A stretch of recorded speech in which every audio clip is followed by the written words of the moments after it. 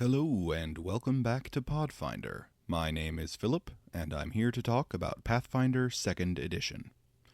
This is part of a series I am producing covering the various deities in the Pathfinder role-playing game and its setting, the world of Golarion.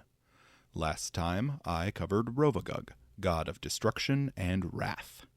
This time, I am covering Pharasma, goddess of birth, death, fate, and prophecy. Pharasma is the last of the non-starstone ascendant deities in the Core 20, and I saved her for last for a reason. Pharasma is uniquely important to the Pathfinder campaign setting on the cosmic scale. She is unfathomably ancient, and knows more about the cosmos than any other core deity.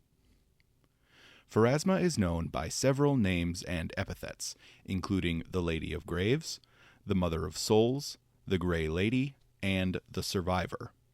She is the impartial judge of the afterlife, the arbiter of final judgment for all souls in the great beyond.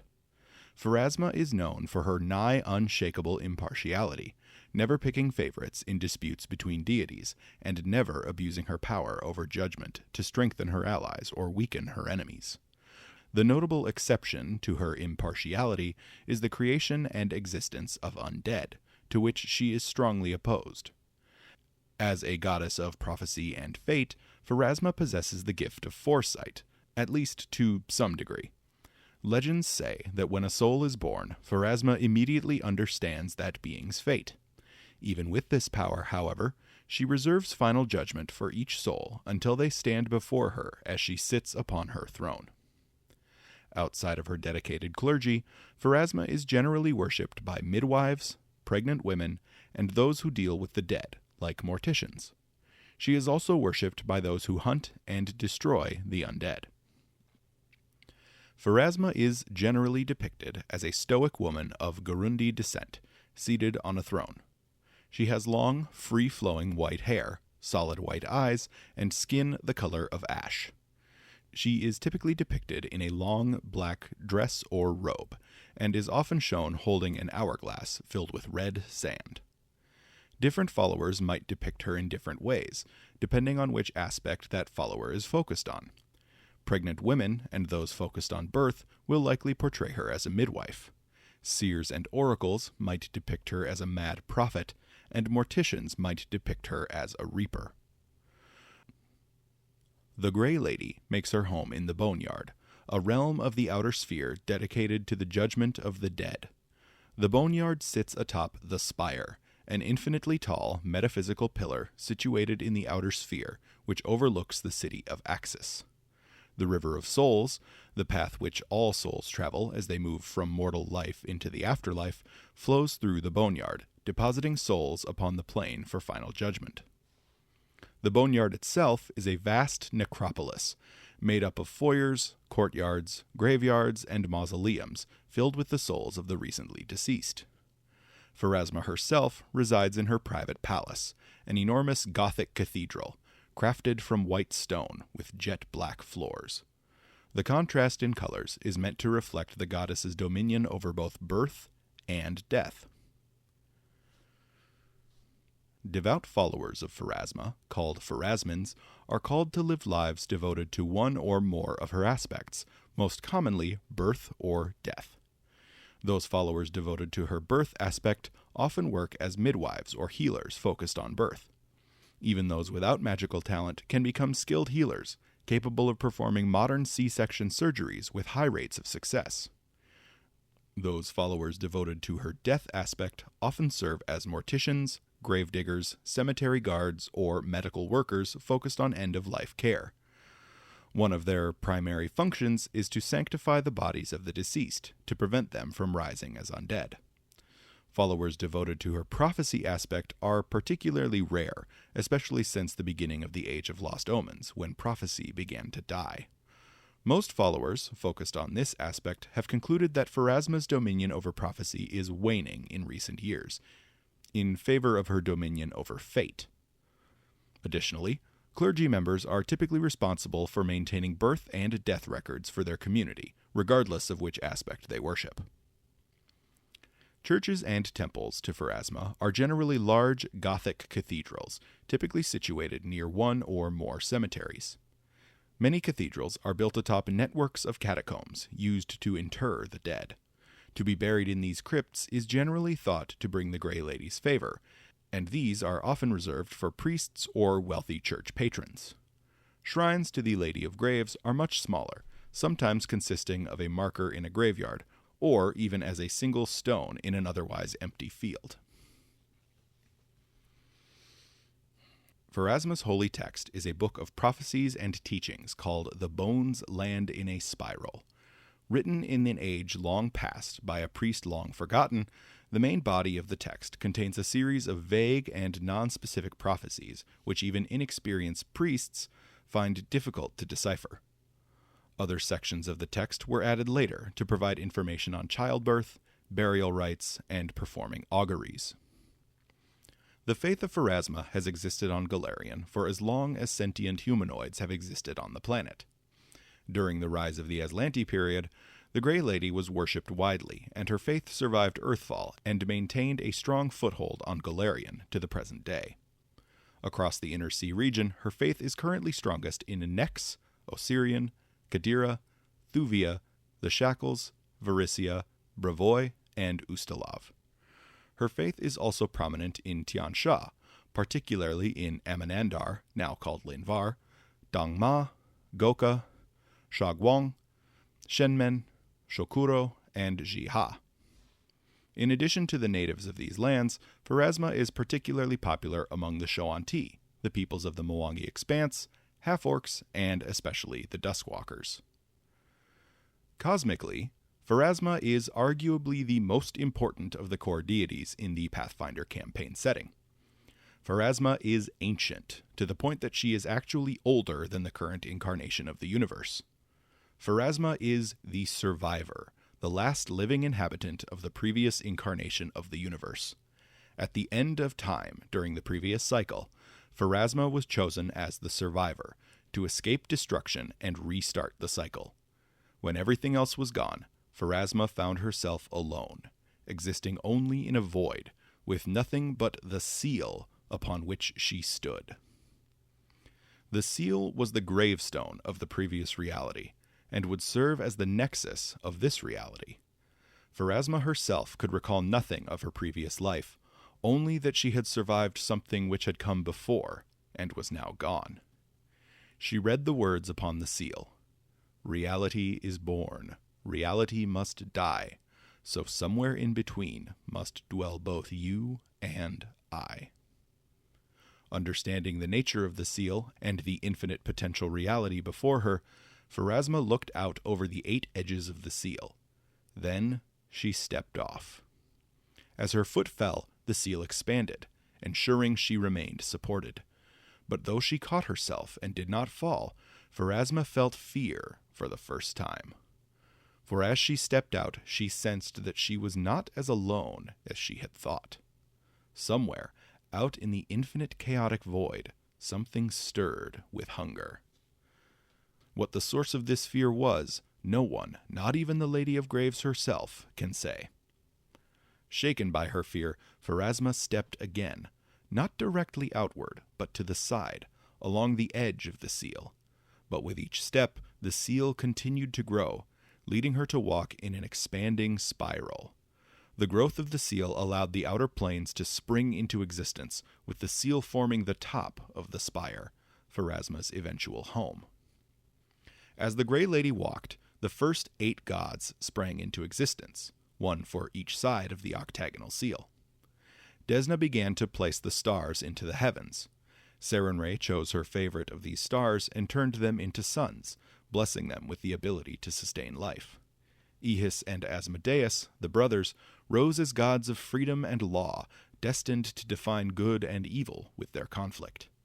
The speakers in the depths retreated into the maelstrom, and Echekek rose as an impartial arbiter to watch the conflicts of creation. One god, known only as the Bound Prince, wandered into the spire's shadow, becoming trapped in the land known as Abaddon, doomed to await his time. And the last god stepped off the seal, following in Pharasma's first step. This god was taken by the fear and the hunger, though whether it transformed into Rovagug or was consumed by the fear so it might manifest as Rovagug is unknown. But now, Pharasma sensed something beyond creation, at the other side of time. This was the Watcher, the lurker at the threshold, Yog-Sothoth, the god of space and time, who exists outside of reality. The Watcher and the Survivor exist as the great anchors of reality, and between them, the great beyond could come to exist. While the gods prepared the inner sphere for life, Pharasma waited. When all the preparations had been made, she reached out into the plane of positive energy, now called the Forge, and began the flow of souls into the inner sphere, so life could take shape. As the age of creation drew to a close, the gods united against the great devourer Rovagug, and Pharasma provided the wisdom and knowledge needed to trap him for all time. And after the age of creation, reality continued, always as Pharasma had foreseen. Until one day, prophecy died.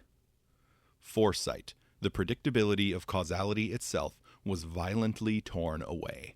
Fate was fractured, and the great beyond was racked with cataclysms. On Golarion, this manifested with the formation of the unending hurricane, the Eye of Abendago, and the opening of the World Wound. And, most devastatingly, the death of Eredin, the god of humanity. And for the second time in her life, Pharasma was afraid. She was blinded to causality for a moment, and when she regained her sight, the seal, the nexus of reality, had vanished. Pharasma asked the Watcher if such a thing had ever happened before, but he gave no reply.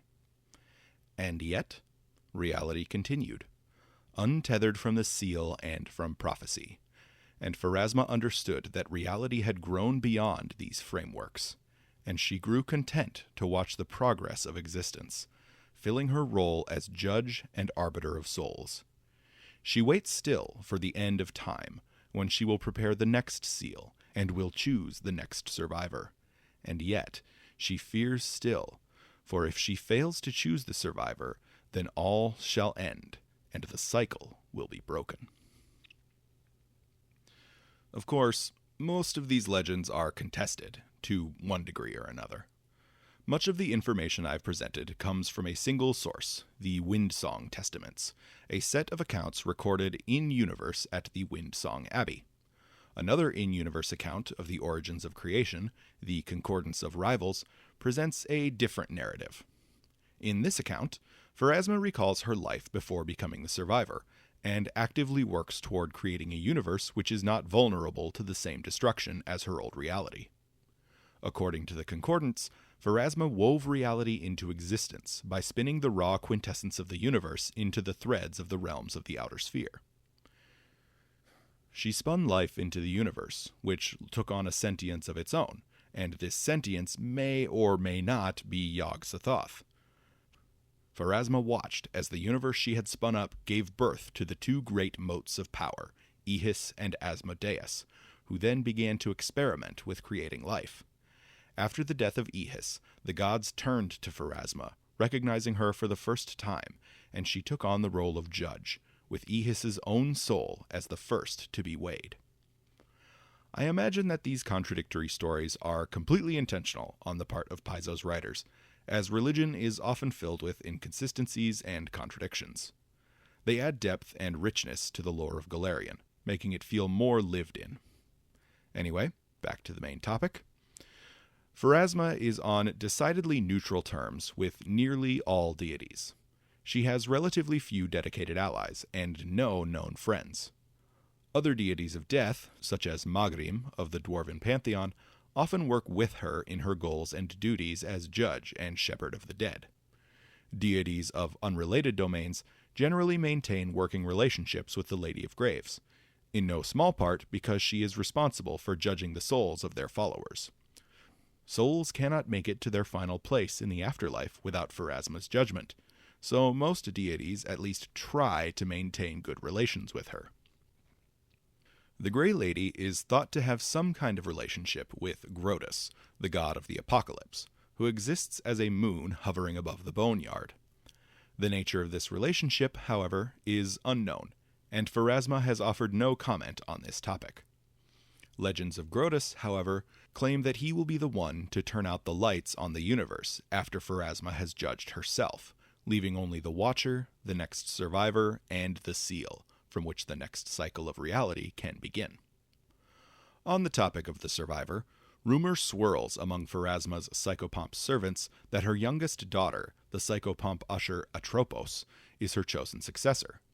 Whispers in the Boneyard claim that the Lady of Graves is training Atropos in the nature of creation in preparation for naming her as the survivor at the end of time. Pharasma's only lasting enemies are, unsurprisingly, Rovagug and the various gods of undeath. Pharasma's enmity with the rough beast stems from her very first act in this reality, when she felt fear for the first time. This fear was made manifest in Rovagug, who sought to destroy all with his unending and voracious hunger. Her enmity with the gods of undeath is couched more in ideals than in fear.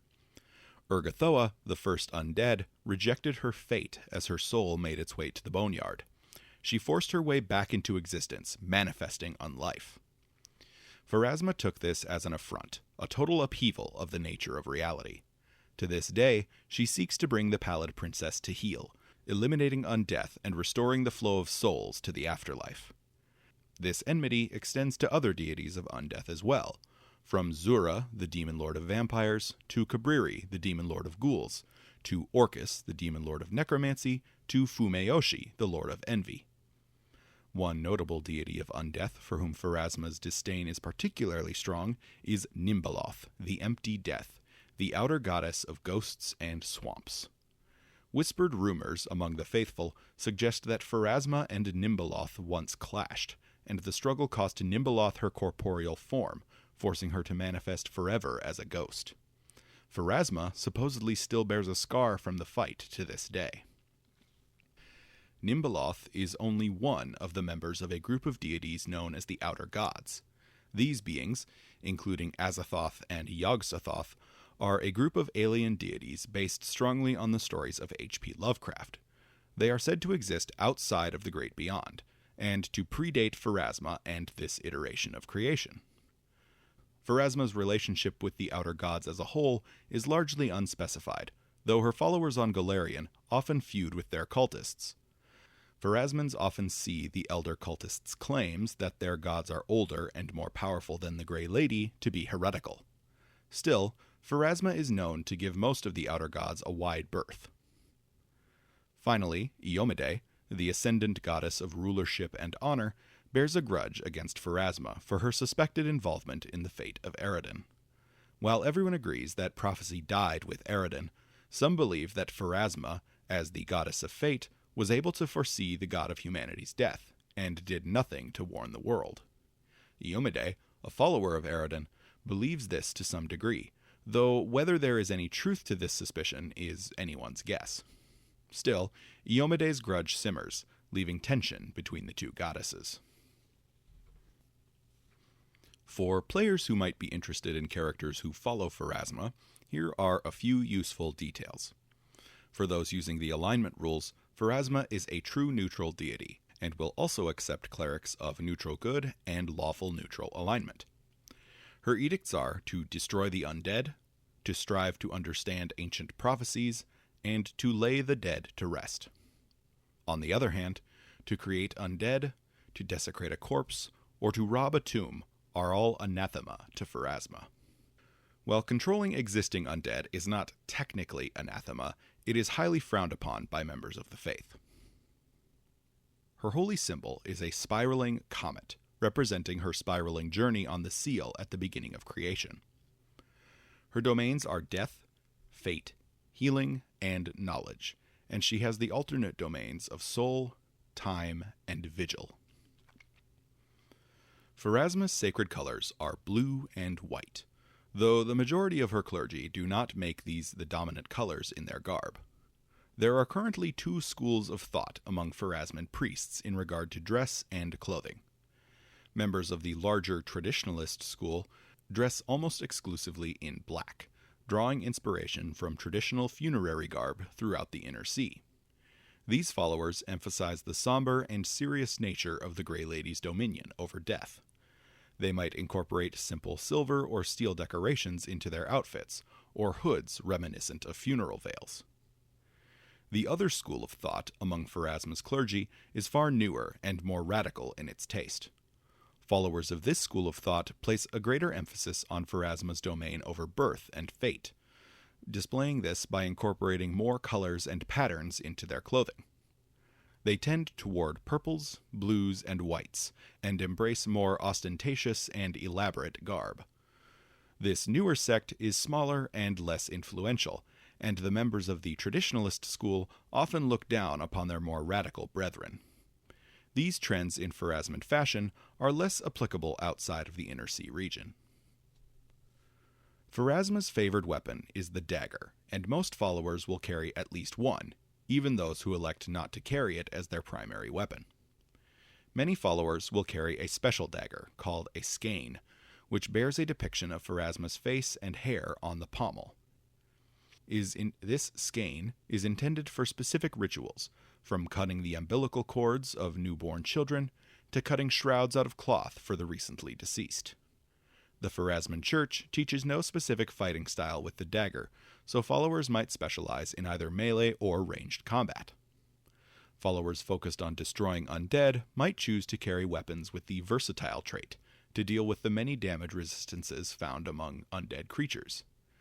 These weapons might include the longsword, the morningstar, the bec de corbin, or any other weapon with the versatile trait. In addition to traditional weapons, followers might also carry consumable items intended to harm the undead, such as holy water, last wall soup, or ghost charge bombs. Special mention should be made of the Staff of Final Rest, which many spellcasters might use effectively against the undead. Pharasma's favored animal is the whippoorwill, a bird said to be able to capture souls with its call. She also has a fondness for scarabs, which are especially common among followers in Osirian or along the Golden Road. Pharasma also favors elephants, and now I'm loving the idea of a Pharasman priest steamrolling through hordes of skeletons atop their war elephant animal companion, or maybe a mammoth companion for followers in the realm of the Mammoth Lords. At my table, Pharasma's church is also sometimes associated with ravens due to their association with the dead and their visual similarity to some types of psychopomps. On the topic of psychopomps, some followers might opt for a Nozoi familiar, which is itself a type of lesser psychopomp. Pharasma's formal clergy consists largely of clerics. Other spellcasters are common as well, particularly those focusing on divining the future or turning the powers of necromancy against the undead. These might include necromancer wizards, bones or life mystery oracles, undead or psychopomp bloodline sorcerers, or psychopomp eidolon summoners. Spellcasters might take feats from the hallowed necromancer archetype to further specialize into the idea of being an undead hunter. Non-spellcasters among the clergy will likely specialize in healing abilities, or tracking and destroying undead and those who create them. Rangers and thaumaturges are thematically appropriate for hunting the undead, as is the spirit instinct barbarian. Investigators might also be excellent for a character seeking out necromantic cultists. Chirurgeon alchemists will serve well as non-magical healers.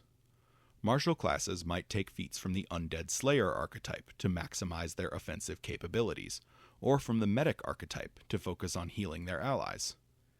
Feats from the Exorcist archetype might be appropriate for all followers as well. Pharasma's church is popular or at least substantial among many, if not all, ancestries throughout the Inner Sea region and across Tian Sha. Among humans, she is popular among Varisians and among the Shoan-Ti, particularly members of the Skoan-Kawa tribe. Her church is especially popular in Ustalav, where the threat of the undead is never far away. For the same reason, her faith is popular among the Knights of Lastwall and the few remaining living occupants of the Gravelands. By contrast, the faith of Pharasma is outlawed in the undead nation of Geb. The Duskwalkers of Golarion are particularly drawn to the faith of Pharasma, and Dhampirs, who specifically seek to fight against their heritage, might be drawn to her as well. From a roleplay perspective, a forlorn elf or a bleached gnome might make for an interesting Pharasman. Devout Pharasmans will live lives dedicated to the preservation of the dead, the protection of pregnant people, and the interpretation of prophecy and fate. More militant followers, often the type attracted to the life of an adventurer, might dedicate themselves to exterminating the undead.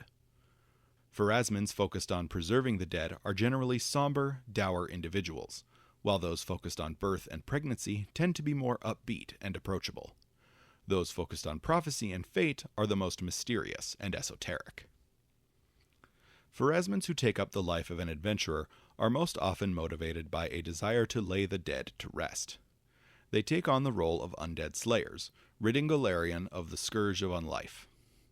Others might be motivated by a desire to preserve the sanctity of the dead and their places of rest. When ne'er-do-wells disturb tombs or resting places, or when grave robbers steal artifacts of the deceased from their places of rest, Pharasmans might set out to restore these locations and items to their proper status. Finally, followers of the Grey Lady might set out to obtain a greater understanding of prophecy and the mysteries of fate. They might be motivated to understand the nature of failing prophecies in the Age of Lost Omens. For those players looking for more character inspiration, or to homebrew some custom magic items for a follower of Pharasma, check out her 1st edition page on Archives of Nethys. Her deific obedience is a fantastic, flavorful ceremony for any character to perform. The Lady's Spiral Whip might be an excellent mid-level item to import from 1E, as might the Nightpiercer crossbow. Likewise, the Icon of the Midwife is a flavorful item for medically inclined characters. Finally, the Mortal Usher Prestige class is a very cool source of character or build inspiration, though it might be difficult to replicate in 2nd edition. For GMs looking to integrate Pharasma and her followers into a campaign, here are some ideas. Pharasma's current herald is the Steward of the Skyne, a winged psychopomp in armor who serves as both a messenger and a warrior. While she is served by all psychopomps, the Achmuth psychopomps are her divine servitors. She sometimes allows the spirits of those she favors to linger in the material plane to complete their final tasks. Black roses are said to be a sign of her favor and bring good luck. Her wrath is signified by bleeding from the fingernails, the taste of soil, or chills down the spine. Pharasma's church is highly active in the Gravelands alongside the Knights of Lastwall. A campaign focused on retaking Lastwall and driving back the forces of the Whispering Tyrant would naturally involve the followers of the Lady of Graves. This backdrop would serve well for a campaign from levels 1 to 20, with the players starting as low-level knights and progressing to positions of authority. Their quests and tasks might range from simple supply caravan guard duty to retaking key strongholds lost to the undead hordes, to even targeted strikes against the tyrant's top lieutenants. Check out the Lost Omens Knights of Lastwall book for more ideas. If your players are interested in playing villainous characters, then you might want to consider allowing the undead character options presented in the Book of the Dead. Players might serve in the armies of the undead, either around the Lake of Dread or in the undead nation of Geb.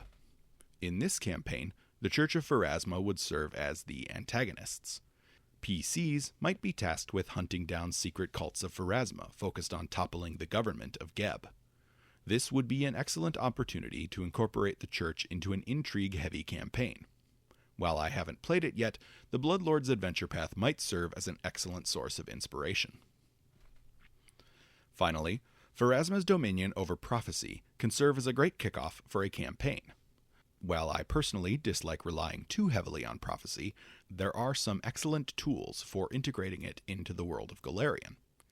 In the land of Varisia, for instance, local fortune tellers employ the Harrow deck, a deck of cards inspired by the tarot used to divine the future.